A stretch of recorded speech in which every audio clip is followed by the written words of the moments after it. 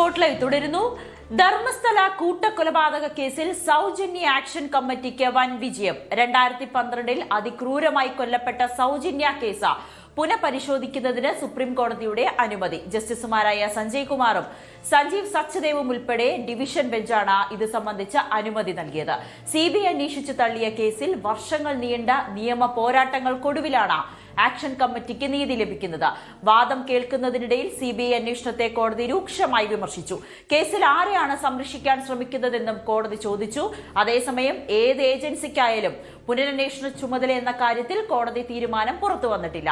നിഷ്പക്ഷമായ അന്വേഷണം നടത്താൻ കഴിയുമെന്ന് വിശ്വസിക്കുന്ന ചില കർണാടക പോലീസ് ഉദ്യോഗസ്ഥരുടെ പേരുകൾ ഹർജിക്കാരിയായ സൗജന്യയുടെ അമ്മ കുസുമാവതി കോടതിയിൽ സമർപ്പിച്ചിട്ടുണ്ട്. വിശദാംശങ്ങളുമായി കാസർഗോഡ് നിന്നും KV ബൈജു ചേരുന്നുണ്ട്. ബൈജു, നീണ്ട ഒരു നിയമ പോരാട്ടം, അതിനൊടുവിൽ ആക്ഷൻ കമ്മിറ്റിക്കും അതോടൊപ്പം തന്നെ സൗജന്യയ്ക്കും നീതി ലഭിച്ചു അല്ലേ?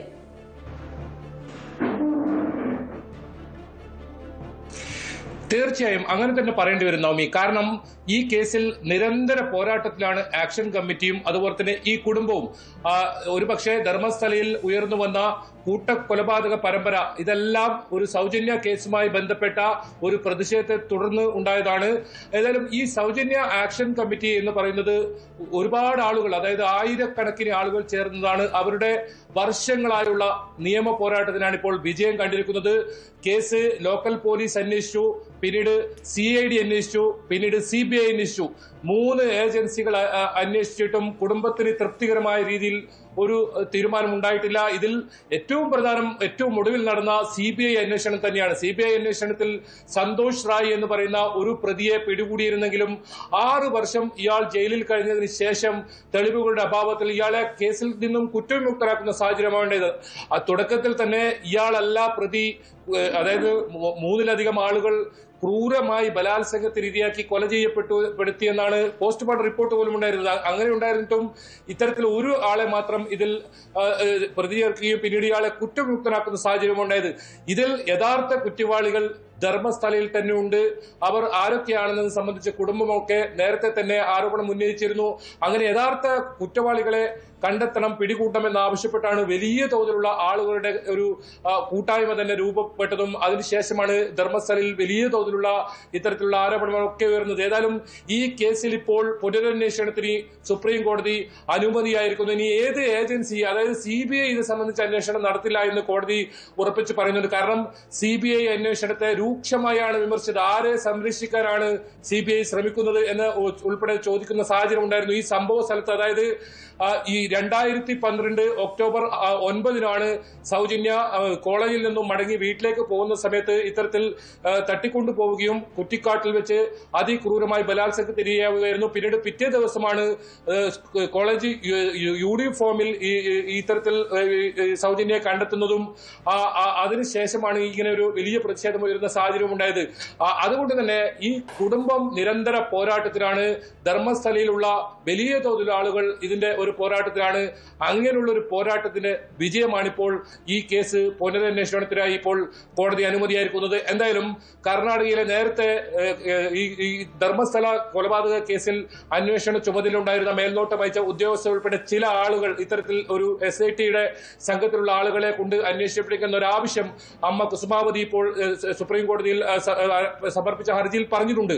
അതോടൊപ്പം റിട്ടയർഡ് ജഡ്ജിമാര്, സുപ്രീം കോടതി ജഡ്ജിമാര് ഇതിനിൽ തലപ്പത്തുണ്ടാകണം എന്നൊരാവശ്യം ഇവർ ഉന്നയിച്ചിട്ടുണ്ട്. ഏതായാലും CBI അന്വേഷണം ഉണ്ടാകില്ല എന്ന് തന്നെയാണ് സുപ്രീം കോടതി വ്യക്തമാക്കിയത്. ഇതിൽ ഒരു അന്തിമ ഉത്തരവ് ഇതുവരെ വന്നിട്ടില്ല. വാക്കാലാണ് ഇപ്പോൾ ഇത്തരത്തിലുള്ള ഒരു അനുമതി ആയത്. ഏത് രീതിയിലുള്ള അന്വേഷണം, ആരെ കൊണ്ട് അന്വേഷിപ്പിക്കും എന്നൊക്കെ കാര്യത്തിൽ വൈകാതെ തന്നെ സുപ്രീം കോടതിയിൽ നിന്നുള്ള ഉത്തരവ് വന്നേക്കാം. ഏതായാലും നിലവിൽ ഇതിൽ പുനരന്വേഷണം എന്ന കാര്യത്തിൽ കോടതി ഇപ്പോൾ അനുമതിയായിരിക്കുന്നു. സംസ്ഥാന സർക്കാരോട് ഇത് സംബന്ധിച്ച് റിപ്പോർട്ട് തേടിയിട്ടുണ്ട്. ഏതായാലും ഈ ഒരു കേസിൽ അന്വേഷണം നടക്കുന്നതോടുകൂടി ധർമ്മസ്ഥലയിൽ കഴിഞ്ഞ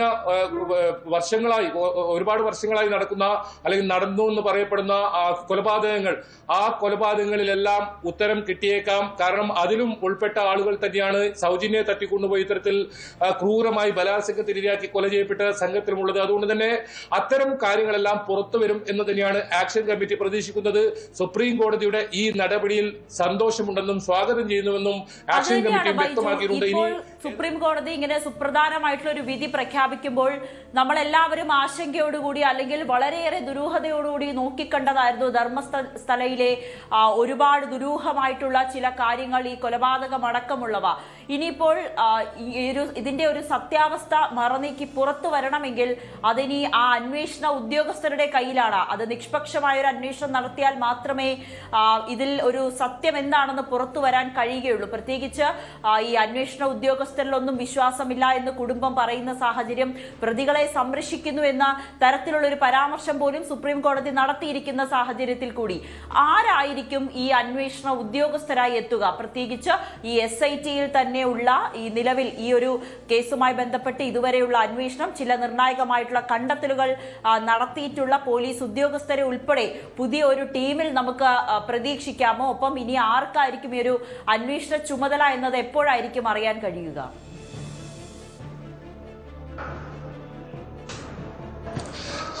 വൈകാതെ തന്നെ ഇത് സംബന്ധിച്ച് സുപ്രീം കോടതിയുടെ ഭാഗത്ത് നിന്നും ഉത്തരവുണ്ടാകുമെന്നാണ് പ്രതീക്ഷിക്കുന്നത്. ഇതിൽ പ്രധാനമായും SIT-യുടെ തലവനായിട്ടുണ്ടായിരുന്ന കർണാടക DGP പ്രണവ് മോഹന്തി ഉൾപ്പെടെ വേണമെന്നൊരു ആവശ്യമാണ് ഇപ്പോൾ ഉന്നയിച്ചിട്ടുള്ളത്, കുടുംബം ഉന്നയിച്ചിട്ടുള്ളത്. അതിൽ ചില സത്യസന്ധരായ ഉദ്യോഗസ്ഥരുണ്ട്, അവരെ കൂടി ഉൾപ്പെടുത്തണം. അതായത് നിലവിൽ ധർമ്മസ്ഥല കേസുമായി ബന്ധപ്പെട്ട അന്വേഷണം നടത്തുന്ന സംഘം, അതേ സംഘം തന്നെ ഈ ഒരു കേസ് കൂടി അന്വേഷിച്ചാൽ ഒരു വർഷമായി ഈ ഒരു സംഘം ധർമ്മസ്ഥലയുമായി ബന്ധപ്പെട്ട ഒരുപാട് വിവരങ്ങൾ ശേഖരിച്ചിട്ടുണ്ട്. ഏതാനും ദിവസങ്ങൾക്ക് മുൻപാണ് ഈ ധർമ്മസ്ഥല കേസിൽ അന്തിമ കുറ്റപത്രം ബൽത്തങ്ങാടി കോടതിയിൽ സമർപ്പിച്ചത്. 7000 പേജുകളുള്ള ആ കുറ്റപത്രത്തിൽ ഒരുപാട് കാര്യങ്ങൾ SIT-യുടെ അന്വേഷണത്തിൽ കണ്ടെത്തിയത് വ്യക്തമാക്കിയിട്ടുണ്ട്. അതിൽ ബംഗളഗുഡയിൽ നിന്നും ലഭിച്ച മനുഷ്യ തലയോട്ടി, അതോടൊപ്പം അസ്ഥികൂടങ്ങൾ, ഇത് കൊലപാതകം നടന്നതിന്റെ ലക്ഷണങ്ങൾ ഉണ്ട് എന്ന തരത്തിലൊക്കെ ആ റിപ്പോർട്ടിലുണ്ട്. അങ്ങനെ ആ ഒരു സംഘം തന്നെ അന്വേഷിക്കുമ്പോൾ ഒരുപക്ഷെ വളരെ വേഗത്തിൽ പ്രതികളിലേക്ക് എത്താൻ സാധിക്കും. ഇതിൽ മറ്റൊരു പ്രധാനപ്പെട്ട കാര്യം നവമി, ഇപ്പോൾ ഇതിൽ സാക്ഷികളുണ്ട്. ആ സാക്ഷികളുടെ ജീവനി ഭീഷണിയുണ്ടെന്ന് അറിയിച്ചതിനെ തുടർന്ന് സുപ്രീം കോടതി അവർക്ക് സുരക്ഷ നൽകാൻ നിർദ്ദേശം നൽകിയിട്ടുണ്ട്. അതായത് സൗജന്യ കൊലപാതക കേസിലെ പ്രധാനപ്പെട്ട സാക്ഷികൾ, ഈ കൊലപാതകം നടത്തുന്നത് കണ്ടു, സൗജന്യയെ തട്ടിക്കൊണ്ടുപോകുന്നത് കണ്ടു എന്ന് പറയുന്ന സാക്ഷികൾ, അവർക്ക് കൃത്യമായി പോലീസ് സുരക്ഷ നൽകാൻ സുപ്രീം കോടതി ഉത്തരവിട്ടിരിക്കുന്നു. അതോടൊപ്പം കുടുംബത്തിനും വലിയ തോതിലുള്ള ഭീഷണിയുണ്ട്. നമ്മൾ കണ്ടതാണ്, നമ്മൾ ആ സമയത്തൊക്കെ അവിടെ ഉണ്ടാകുമ്പോൾ ഇവരുടെ വീടിന് നേരെ ആക്രമം, അങ്ങനെയൊക്കെ സംഭവങ്ങൾ ഉണ്ടായിട്ടുണ്ട്. അതുകൊണ്ട് തന്നെ കുടുംബത്തിനും ഇത്തരത്തിലുള്ള സംരക്ഷണം നൽകാൻ കോടതി ഉത്തരവിട്ടിട്ടുണ്ട്.